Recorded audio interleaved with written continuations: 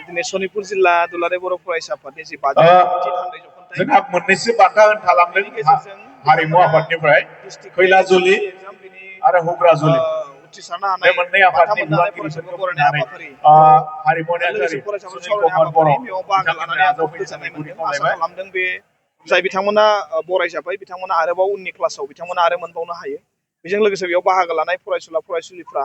गुन गोनां सोलोंथाइखौ मोननो हायो जोंहा आंनिफ्राय बेखौ आं खावलायो जिहेतु मेट्रिक आनजाद आरो आनजादा फैगासिनो मेट्रिक आनजाद होगिरि फरायसाफोरनि थाखाय आं फार्स्टआव साबायखर बावो बिथांमोना जाहाथे मोजाङै मोजां आनजादखौ होनो हायो दा बेखायनो बिथांमोनखौ जाखिनि साननैसो सम दंबावो बारा गैला अब्लाबो बे समखौ बिथांमोना एसेबो लस खालामालासे खहा खालामालासे फरायो बेजों लोगोसे दिथागिरि बिथांमोनखौबो बेखौ बे साननैसोखौ आरोबाव नोजोर होनो थाखाय खावलायगोन गामिनि दैदेनगिरिफोरखौबो आं खावलायगोन गोबां ससियेल मिडियाफ्राव गोसारदों बे माने आनजादा खाथियाव दं बक्स दामखावना होनाय बा बिदि गोबां बिदि दिनै जादों दा बेफोरखौ जाहाथे एसे मेनटेन खालामो गामिनि मानसिफ्रा दैदेनगिरिफ्रा दि गामियाव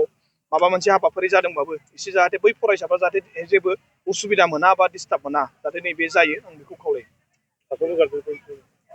दिथागिरि बिथांमोनखौ बेखौनो खावलायगोन फरायसाफोरखौ नोजोर लाखिनो थाखाय आं दिनै हाबाफारियावबो बेखौनो बुंदों जों लेखा फरायहोनानैल' जाया जों फरायसाफोरखौ आखल जों गियानखौबो जोङो दानांगौ मानोना गियाना मोजां नङाबा लेखा गोरों जाबाबो सानसे समाव बियो हाखराव गोग्लैनो बारा गोबाव सम नाङा बेखायनो जाहाथे मोजां आखलखौ मोजां बानायो समाजनि साननाय बा हारिनि साननायखौबो जों उन्दैनिफ्रायनो एसे एनै मोनसे माहारि बाद बेखौबो जाहाथे जों लांफायो बेखौ